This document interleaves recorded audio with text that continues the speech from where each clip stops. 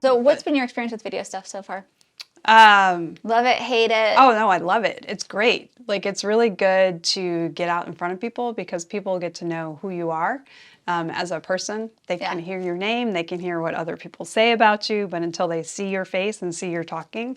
And then it also gives them a chance, in a way, I think, to interact with you. Yeah, for sure. Do you like it more than networking or saying? Oh, yes. Okay. Hands down. Oh, me too. Hands down. My husband is great at networking. He walks into the room. He knows how to work it. I'm probably a little more introverted that way. Like it's really, I have to really say, okay, I'm going to go do this. Yeah, you got to hype yourself up, huh? Yes. Like, all right, do the little pep talk, you know? Got this. What's been like the hardest thing that you've done like within your business? Like what's something like a big struggle that you've recently went through? That's a good question. Well, the market obviously is shifting. Real estate is shifting. So what do you do really quickly? Well, sorry. I know, yes. No, that's a good question. And so I'm a real estate attorney. So I sit at the table with you when you either buy or sell, explain all the paperwork, all the numbers, walk you through the process, sign the documents, things like that. So whatever it takes to sell the house or buy the house, that's what I do. And so now that the market is shifting. Right. So it's learning new ways to get the message out to consumers that, hey, it's still a good time to buy. Don't be alarmed by what you see in the news. There's lots of great opportunities out there. And then looking for those opportunities. So you look for them, but I think you also have to go out and be there because then when they come up, then you're in the position to say, okay, let's take this and run with it. Do you guys market, like when you're doing content, are you talking mostly to real estate agents or do you talk to the consumers, So I do both, actually. I do both I want to put the information out there so that the consumer can understand it because a lot of times I have to remind myself, hey, they don't buy or sell every day. They're not in this every day. So I have to take that step back and go, okay, how can I help them get to where they need to be? And then obviously realtors too, it's a great way to educate realtors. Hey, this is what we're seeing. These are issues that we see, that we overcome. Here's how you can overcome and provide these tools for your clients. Yeah. How are you liking it so far? You said I love it. Yeah. It's good. It's good. There's so many people that you get to meet that you wouldn't normally meet. And that's exactly that's what I love about the job. I meet everybody. Why did you become an attorney? This is like 20 questions. Yeah, no. It's good. Oddly enough, it was when I was in college, one of my professors, because I have a Bachelor of Music, so my goal was to be in music performance, right? So somehow in the music industry, there was something that I wanted to do. I didn't know, but I knew that's where I wanted to go. And one of my professors told me, she said, Karen, I think you should consider law school because there's more opportunity for you as a lawyer. And I had never even considered that or even thought that I could be a lawyer. So I said, all right, well, I'll give it a year after I graduate. And then if nothing comes up, I'll go to law school. So that's what I did. That's awesome. Yeah. And then how'd you fall into real estate? Because law school, you could have went in lots of different areas. For sure. So when I went to law school, I was, again, going to be in the music industry. So intellectual property was my focus, and a lot of the elective classes that I took dealt with intellectual property. Of course, you had to take your basic core classes, criminal law, constitutional law, property, and actually property is the one that I've stuck with. Then when I graduated from law school, it was 2002, so that was when WorldCom and Enron had their big, they just went belly up. Yeah. So there was a slight recession at that time, finding a job, pretty hard. Yeah. And so the first job that came along was insurance defense. So I did that for about maybe 6 or 7 years. And then started looking for other opportunities, got with a headhunter, and then got connected to a law firm that did, oddly enough, foreclosure law. And it was right about the time that the Great Recession hit. And that's how I got into real estate. And then just sort of meandered now where I'm doing settlements. I'm on the other side, helping people buy houses. Just getting them taken away. Yes, yes, that was not fun. Not fun at all. If you weren't a lawyer, what would you be? So I probably, because again, music, like I grew up and I know music, I love music, it's great. I would probably be involved in probably concert production and promotion because it's just such an awesome, thrilling experience to be out there putting a show together, and then seeing people and just seeing them see the show through their eyes is amazing. Dive into that. What do you mean? So I did an internship at Wolf Trap after, I think it was after I graduated. It was either right after I graduated from JMU or before my senior year. So I did a summer internship. Wolf Trap is an amazing place. We all know that. It was great. But one of the shows that came was Riverdance. And I think it was when they were first starting to become very popular.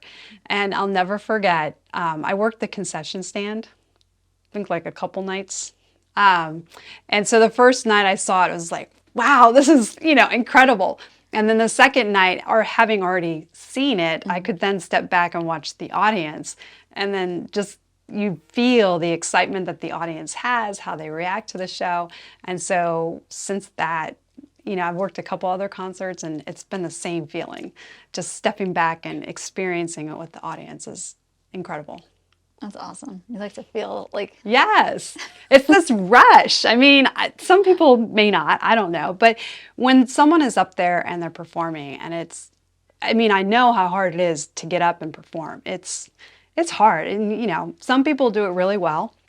Some people have to hype themselves up, Let's go, Karen, you can do it. You can do this, you can do this, right?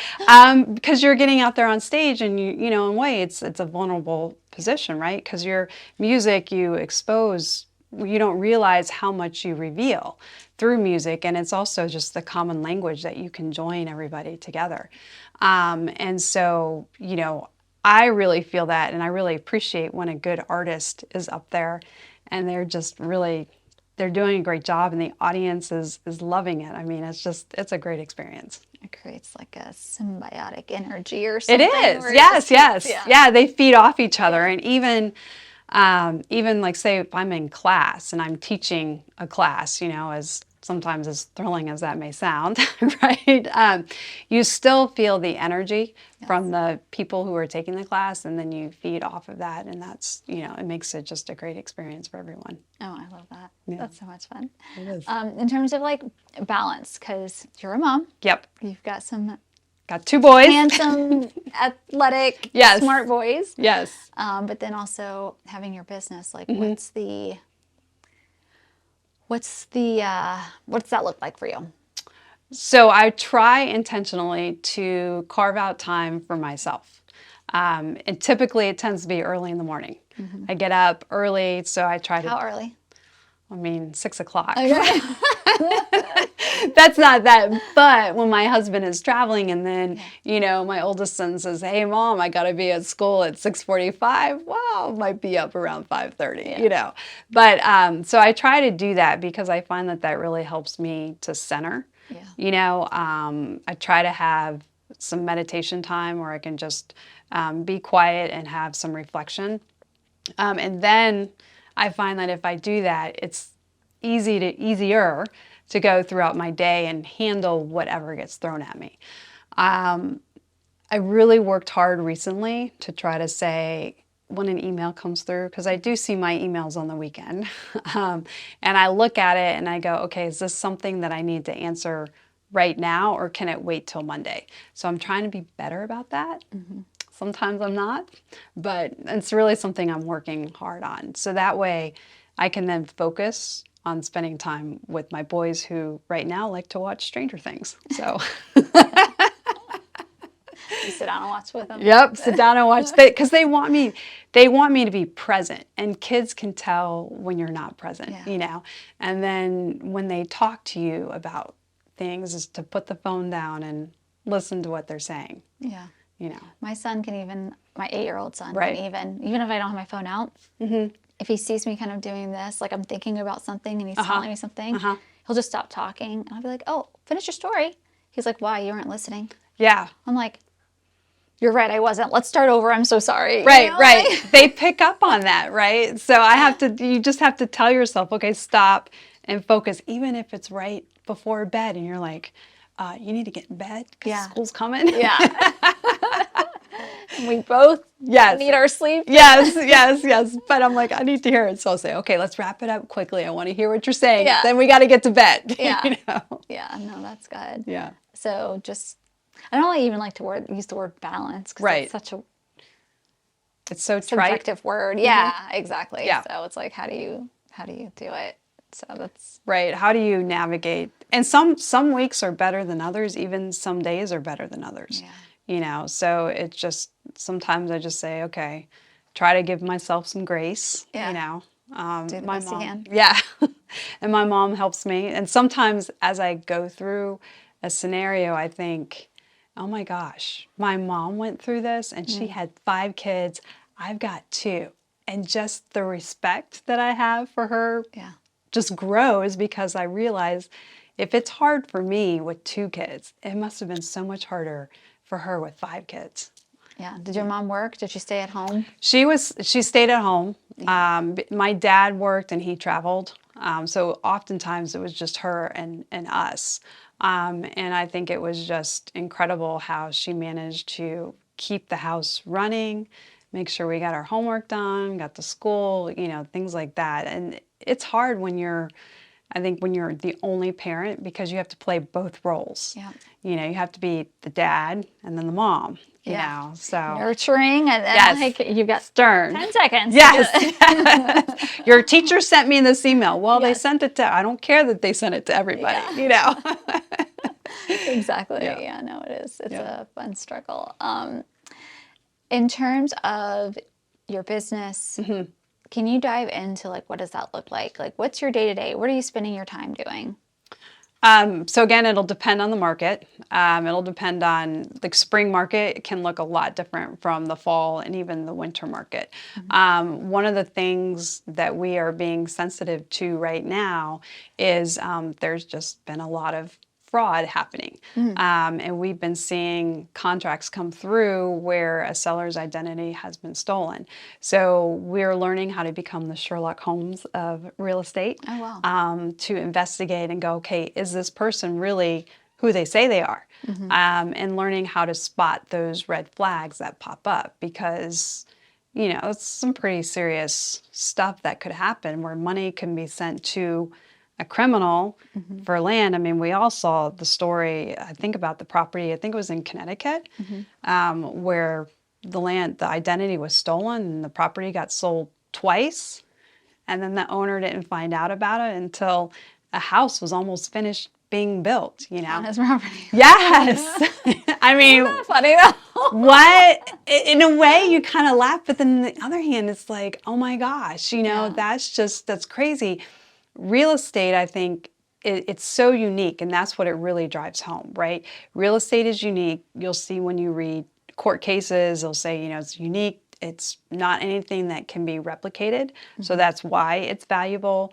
And so that's why, as a title company, you have to say, all right, this is not a commodity, right? So we have to use our brains. We have to we have to question and we have to pay attention to the details because that could make or break, you know, a title company. If you send money to the wrong person, you know, I mean, we're not talking small amounts of money here either. You know, that money doesn't belong to the title company. And so if the wrong person gets that, and that could have been prevented and that comes out, I mean, you know, that could be really serious for a title company. Yeah.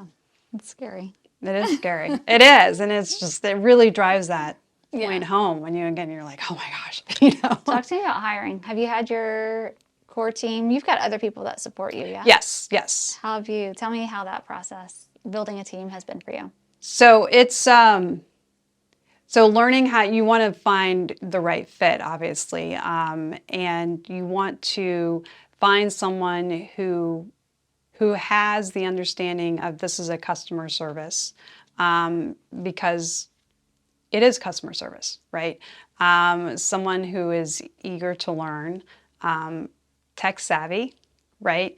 And it really has I think a student mentality because you're always learning Yeah. things. Things are always changing too. Yes, yes, yes. You always learn something new. And someone, too, you want to look at, do they understand the concept of being a team player, right? Some people are really good at just solo, right? You put them behind a desk, say, here's your job, and they go and do that.